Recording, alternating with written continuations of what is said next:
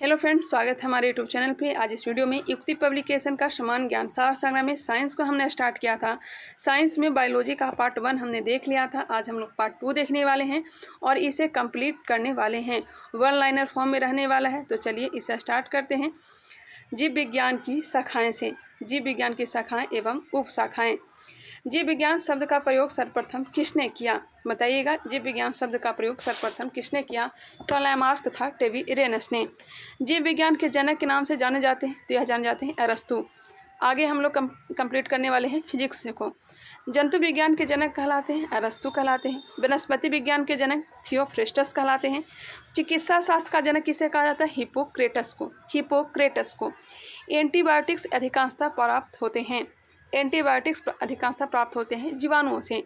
यदि एक जीवाणु कोशिका प्रति 20 मिनट में विभाजित होती है तो 2 घंटे में कितने जीवाणु बनेंगे? बताइएगा, यदि एक जीवाणु कोशिका प्रति 20 मिनट में विभाजित होता है तो 2 घंटों में कितने जीवाणु बनेंगे? तो यह बनेंगे 64। नाइट्रोजन यौगिकरण में कौन सी फसल सहायक है? तो यह हो जाएगा फली। नाइट्रोजन स्थिरीकरण में लेग हीमोग्लोबिन का क्या कार्य है?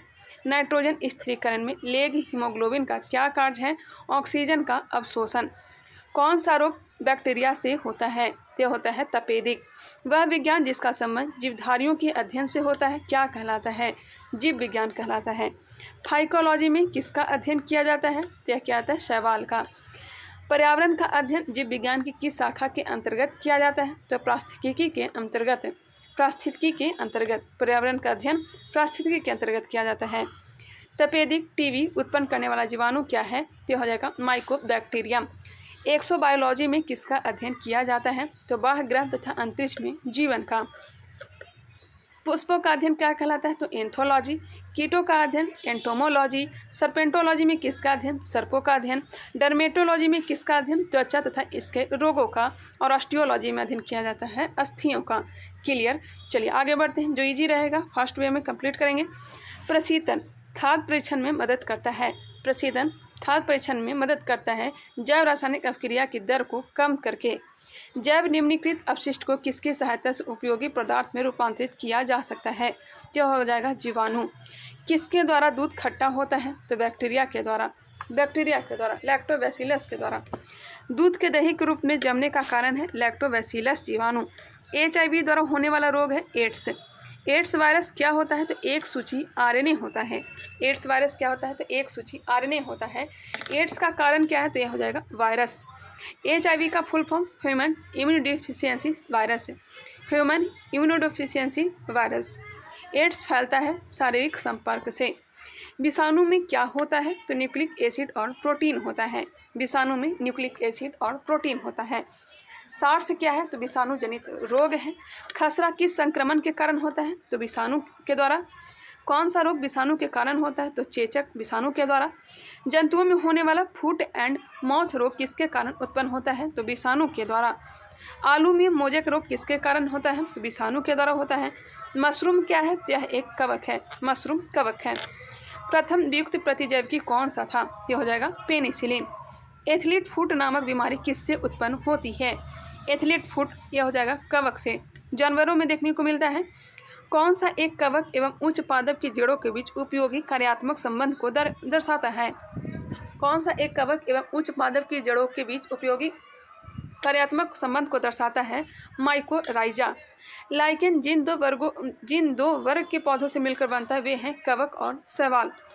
लिटमस अम्ल क्षार सूचक प्राप्त होता है? तो लाइकेन से।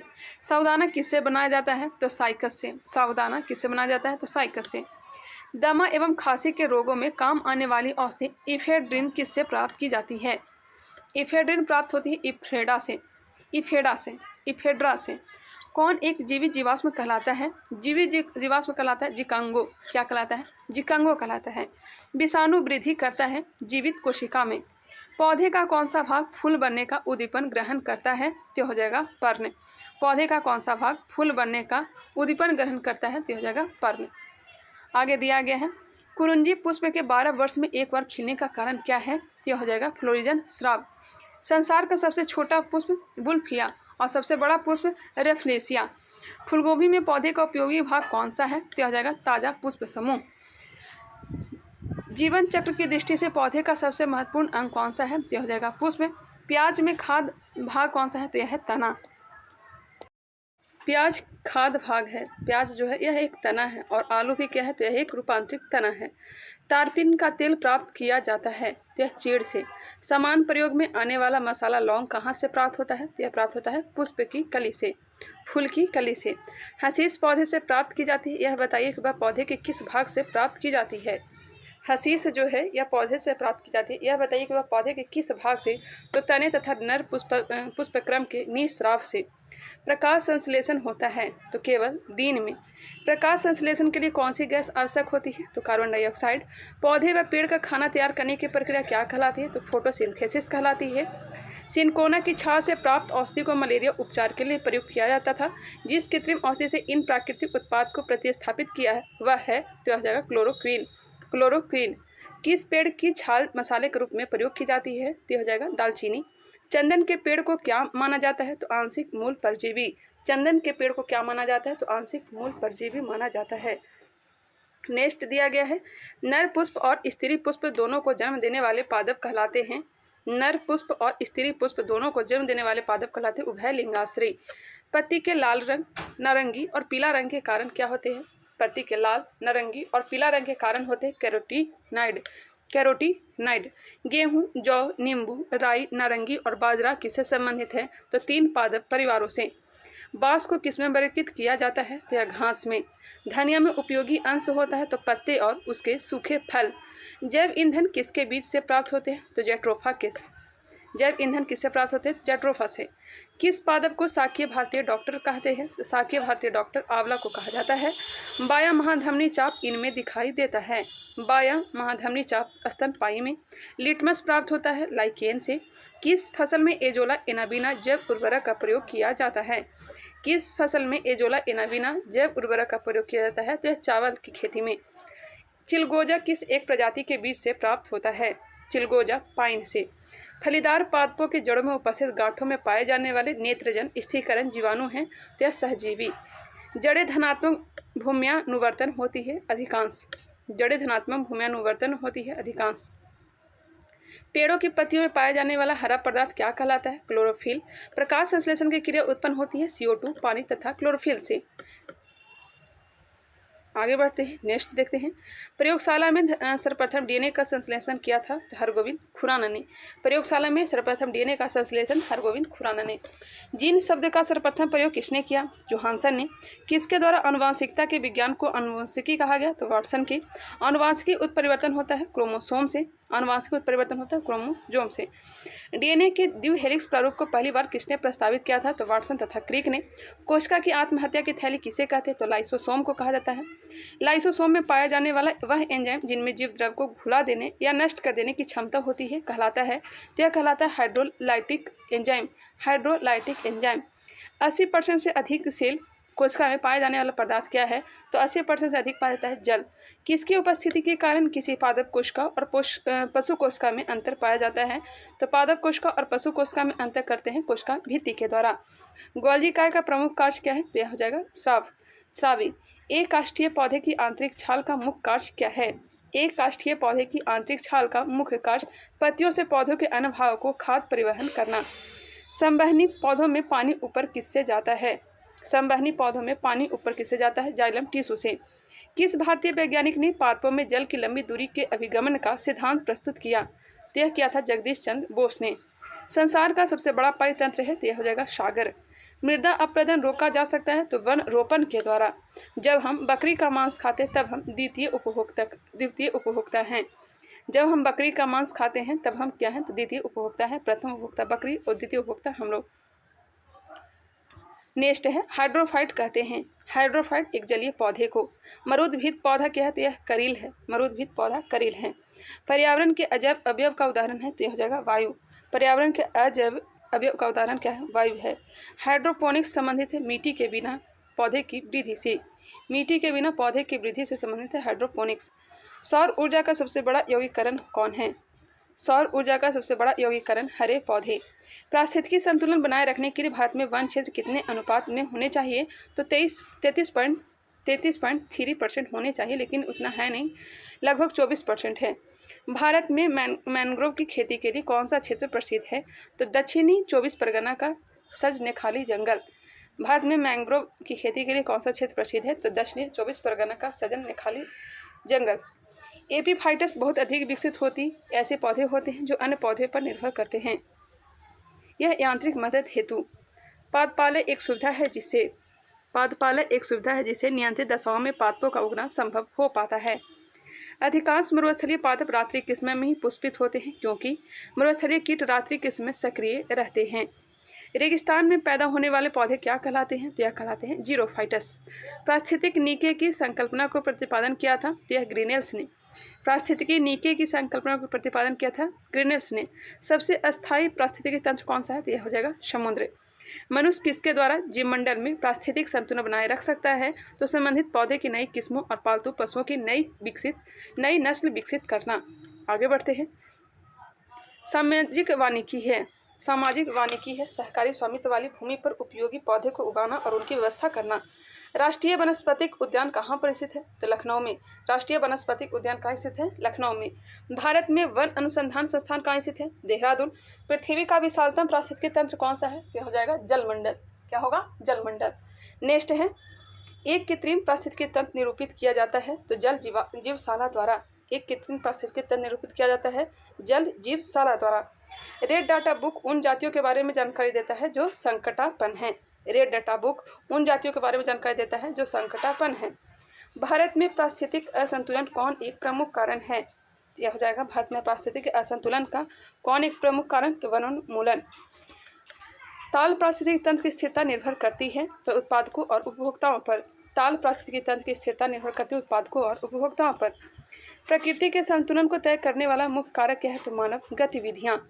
वैश्विक विरासत का वन माना जाता है तो पश्चिम बंगाल में सुंदरवन को। वैश्विक विरासत का वन माना जाता है पश्चिम बंगाल में विरासत वन को। वह वर्णक जो वनस्पति को परावैंगनिक किरणों के दुष्प्रभाव से बचाता है कौन सा है? बताइएगा। वह वर्णक जो वनस्पति को परावैंगनिक किरणों के दुष्प्रभाव से बचाता है वह कौन सा है? तो यह हो जाएगा फाइकोसाइनिन। सर्वाधिक जैव विविधता कहाँ पाई जाती है? तो उष्णकटिबंधीय वर्षा वनों में। पारिस्थितिकी तंत्र में तत्वों के चक्रण को क्या कहते हैं? पारिस्थितिक तंत्र में तत्वों के चक्रण को क्या कहते हैं? तो जैव भूरा रासायनिक चक्र। चिपको आंदोलन मूल रूप से किसके विरुद्ध था? चिपको आंदोलन मूल रूप से किसके विरुद्ध? वन कटाई के विरुद्ध है। इको मार्क उन भारतीय उत्पादों को दिया जाता है जो पर्यावरण के प्रति मैत्रीपूर्ण हो। इको मार्क उन भारतीय उत्पादों को दिया जाता है जो पर्यावरण के प्रति मैत्रीपूर्ण हो। ओजोन कितनी सांद्रता पर गंभीर फुफ्फुसीय रोग उत्पन्न करके मानव स्वास्थ्य को प्रभावित करता है? तो 9.0 ppm। विश्व का सबसे अधिक तेजी से बढ़ने वाला जल पादप कौन सा है? तो जल हायासिंथ है। यदि विश्व के सभी पादप मर जाते हैं तो सभी पशु भी किसकी कमी के कारण मर जाएंगे? यह ऑक्सीजन की कमी से। जब पादप विविधता को प्राकृतिक आवास में संचारित किया जाता है तो इस संरक्षण को क्या कहते हैं? स्वस्थाने। अत्यधिक वनोन्मूलन का सबसे अधिक खतरनाक प्रभाव है मृदा अपरदन। चारण आहार श्रृंखला के आधार तल में जीव होते हैं उत्पादक। पर्यावरणीय आयोजन के साथ मूलतः संबंधित संगठन है तो यह हो जाएगा नीरी। मैंग्रोव वनों पर वैश्विक तापन का क्या प्रभाव होगा? तो मैंग्रोव के विशाल क्षेत्र जलमग्न हो जाएंगे। दो भिन्न समुदाय के बीच का संक्रांति क्षेत्र कहलाता है इकोटोन। एक मनुष्य के जीवन को पूर्ण रूप से धारणीय करने के लिए आवश्यक न्यूनतम भूमि को क्या कहते हैं? तो पारिस्थितिकी पदछाप कहते हैं। डीएनए का डबल हेलिक्स मॉडल किसने दिया? तो वाटसन व क्रिक ने। चलिए आगे बढ़ते हैं। नेक्स्ट देखते हैं। माता पिता के गुण उनकी संतानों में किसके द्वारा स्थानांतरित होते हैं? ये होते हैं गुणसूत्र के द्वारा। पुरुष में पुरुषत्व के लिए कौन सा गुणसूत्रीय संयोजन उत्तरदायी है? तो यह हो जाएगा XY। एक सामान्य मानव शरीर कोशिका में गुणसूत्रों की संख्या कितनी होती है? तो यह होती है 46। मनुष्य में नर का गुणसूत्र सम्मिश्रण होता है XY। बच्चों के लिंग निर्धारण के लिए उत्तरदायी क्रोमोसोम होता है तो यह होता है पिता का। मनुष्य में कौन सा क्रोमोसोम के मिलने से बालक का जन्म होगा? तो पुरुष का Y और स्त्री का X। एक वर्णांध पुरुष व समान महिला की संतानों में पुत्रों के वर्णांध होने की संभावना है 0%। शिशु का पितृत्व स्थापित करने के लिए किस तकनीक का प्रयोग किया जाता है? तो DNA फिंगरप्रिंटिंग का। जीन शब्द किसने बनाया था? तो जी मेडल ने। वर्णाधत्ता वाले व्यक्ति को लाल रंग कैसा दिखाई देगा? तो हरा। कैसा रंग? हरा दिखाई देगा। एक वर्णात पुरुष एक समान महिला से विवाह करता है, वर्णाधत्ता के लक्षण उत्पन्न होंगे उसके पुत्रियों के पुत्रों में। एक वर्णात पुरुष एक समान महिला से विवाह करता है, वर्धानता के लक्षण उत्पन्न होंगे उसके पुत्रियों के पुत्रों में। गुणसूत्रों में होते हैं डीएनए और प्रोटीन। डीएनए अंगुली छाप का प्रयोग किसकी पहचान के लिए किया जाता है? तो बलात्कारी, माता पिता या फिर चोर के पहचान में। जेनेटिक्स किसका अध्ययन है? तो जेनेटिक्स जो है आनुवंशिकता और विचरण का। संसार में किस जीव की संख्या सर्वाधिक है? तो यह मछली की है। सबसे विषैली मछली कौन सी है? तो पाषाण मछली है। मच्छरों के नियंत्रण हेतु प्रयोग होने वाली कीटभक्षी मछली कौन सी है? तो यह हो जाएगा गेम्बूसिया। गेम्बूसिया जो है यह मच्छरों को खाती है। जल से बाहर निकाले जाने पर मछलियाँ मर जाती है क्योंकि वे श्वास नहीं ले पाती है। शार्क मछली में कितनी हड्डियाँ होती है? शार्क मछली में कितनी हड्डियाँ होती है? तो 0। एम्फीबिया बनाता है। एम्फीबिया जल एवं स्थल दोनों पर ही रह सकने वाले पशुओं को। घोंसला बनाने वाला एकमात्र सांप कौन सा है? तो किंग कोबरा। पहला क्लोन पशु डॉली कौन सा पशु था? डॉली जो है ये भेड़। कुछ रेगिस्तानी छिपकलियां अपने मल को शुष्क आकार में निष्कासित करती है, इससे किस प्रकार की मदद मिलती है? तो मिलती है जीवों का पर्यावरण के अनुसार अनुकूलन। डायनासोर थे। डायनासोर मेसोजोइक सरीसृप। डायनासोर मेसोजोइक सरीसृप। किसकी उपस्थिति के कारण गिरगिट रंग बदलता है? तो वर्णिकी लवक के कारण। पृथ्वी पर विशालतम जीवित पक्षी है, तो हो जाएगा शुतुरमुर्ग। डुगोंग नामक समुद्री जीव जो कि विलोपन की कगार पर है क्या है? तो हो जाएगा स्तनधारी। न्यूजीलैंड में पाया जाने वाला उड़ैनहीन पक्षी कौन सी है? तो यह हो जाएगा कीवी। आर्कियोप्टेरिक्स है जुरैसिक युग का सर्वपुरातन पक्षी। आर्कियोप्टेरिक्स जुरैसिक युग का सर्वपुरातन पक्षी है। आगे बढ़ते हैं, नेक्स्ट देखते हैं। नवजात शिशु को ट्रिपल एंटीजन वैक्सीन निम्नलिखित में से किन रोगों से प्रतिरक्षित करने के लिए लगाई जाती है? ट्रिपल एंटीजन वैक्सीन डीपीटी, कुकुर खांसी, टिटनेस और diphtheria. Option number B. Next है, निम्न में से कौन सा रोग जीवाणु से उत्पन्न होता है? जीवाणु से उत्पन्न होता है तपेदिक। निद्रा रोग नामक बीमारी होती है। निद्रा रोग नामक बीमारी किससे होती है? तो ट्रिप्नोसोमा नामक एक कोशिकीय जीव से। ट्रिप्नोसोमा नामक एक कोशिकीय जीव से। Option number D. निम्नलिखित में से कौन सा एक आनुवांशिक रोग लिंग संलग्न है? यह हो जाएगा royal haemophilia. Option number A. निम्न में से कौन सी व्याधि आनुवांशिक है? आनुवांशिक हीमोफीलिया। Option number A. किस तत्व की कमी से घेघा रोग हो जाता है? घेघा रोग आयोडीन की कमी से। नेक्स्ट है, हृदय की धड़कन नियंत्रित करने के लिए निम्न में से कौन सा खनिज आवश्यक है? यह हो जाएगा पोटेशियम। नेक्स्ट दिया गया है, ब्लू बेबी नामक प्रदूषण कारित बीमारी पीने वाले जल में निम्न में से किसके अधिक विद्यमान होने के कारण होती है? ब्लू बेबी नामक प्रदूषण कारित बीमारी पीने वाले जल में निम्न में से किसके अधिक विद्यमान होने के कारण होती है? तो यह हो जाएगा नाइट्रेट। Option number C. निम्नलिखित में से कौन सा पोटेशियम अल्पता से संबंधित है? पोटेशियम अल्पता से संबंधित हो जाएगा। Option number B. निम्न रक्तचाप। ऑप्शन नंबर बी दिया गया है। पेंगुइन चिड़िया कहाँ पाई जाती है? तो अंटार्कटिका में। पेंगुइन चिड़िया कहाँ पाई जाती है? अंटार्कटिका में। सबसे बड़ा उड़ने में असमर्थ पक्षी जो सबसे तेज गति से दौड़ सकता है वह है ऑस्ट्रिच, शुतुरमुर्ग। पावोक्रिस्टेसस किसका वैज्ञानिक नाम है? मोर का नाम है। वह एकमात्र पक्षी जो पीछे की ओर उड़ता है, यह हो जाएगा गुंजन पक्षी। व्हेल के हृदय में कितने चैम्बर होते हैं? यह होते हैं 4। वह स्तनधारी जो खतरे के संकेत के समय गेंद के समान हो जाता है, यह हो जाता है कंटक चूहा। स्तनपायी के उत्सर्जनीय उत्पाद मूत्र में अधिकता में पाए जाते हैं। स्तनपायी के उत्सर्जनीय उत्पाद मूत्र में निम्न अधिकता पाई जाती है, तो यह यूरिक अम्ल। मूत्र में किसकी अधिकता होती है? यूरिक अम्ल का। नेक्स्ट है, हरित ग्रंथियां संबंधित है उत्सर्जन से। कुटक किसमें नहीं पाया जाता है? कुटक नहीं पाया जाता है किसमें? तो बत्तख में। बत्तख में नहीं पाया जाता है। डायनासोरस जो थे सरीसृप जो लुप्त हो गए हैं। आर्कियोप्टेरिक्स किन वर्गों के प्राणियों के बीच की योजक कड़ी है? बताइएगा, आर्कियोप्टेरिक्स किन वर्गों के प्राणियों के बीच की योजक कड़ी है? सरीसृप व पक्षी। किस समूहों के जीवों का डूबने से हुई मृत्यु का पता लगाने में महत्व है? यह हो जाएगा डायटम। आगे बढ़ते हैं। रक्त में प्रतिस्कंदक पदार्थ कौन सा होता है? हिपेरिन। मैमथ पूर्वज है हाथी का। फिरोमोन्स पाए जाते हैं कीटों में। फिरोमेन्स पाए जाते हैं किसमें? कीटों में। भारत में सबसे बड़ी मछली व्हेल शाक है। प्राइमेटों में आधुनिक मानव का निकटतम संबंधी कौन है? तो गोरिल्ला। पांडा भी उसी कुल का है जिसका है भालू। पांडा और भालू एक ही कुल का है। अधिकांश कीट श्वसन कैसे करते हैं? तो वातक तंत्र से। किस सर्प का भोज मुख्य रूप से अन्य सर्प है? तो नागराज का अन्य सर्प ही है। तालाबों और कुओं में किसको छोड़ने से मच्छरों को नियंत्रित करने में मदद मिलता है? तो गैम्बूसिया को। मधुमक्खी में पुम धूप होते हैं, यह होते हैं जनन क्षम दन। कपोत दूध उत्पन्न करता है, तो यह उत्पन्न करता है पक्षी। कौन सा भाग हाथी के गज दंत के रूप में बदलता है? तो दूसरा कृतंक। डार्विन फिनचिज का प्रयोग किस समूह के लिए किया जाता है? तो पक्षियों के लिए। विलोपन की कगार पर सर्वाधिक संकटापन एशिया का शीर्ष पर पक्षी है, यह है ढोल। विभिन्न जातियों के एक से सीटू संरक्षण के लिए निम्न से कौन सा उद्दिष्ट है? तो हो जाएगा जर्म प्लाज्मा बैंक। अब चिकित्सा संबंधी आविष्कार दिया गया है। इंसुलिन की खोज रफ बैटिन ने। इंसुलिन की खोज किसने की? तो रफ बैटिन ने। हैजे का टीका रॉबर्ट कोच। डीडीटी की खोज डॉक्टर पॉल मुलर। आरएनए की खोज आर्थर बर्ग व जेम्स वाटसन। डीएनए की खोज जेम्स वाटसन तथा क्रिक। डीएनए की खोजकर्ता कोई और है? जेम्स वाटसन तथा क्रिक नहीं है, कोई और है।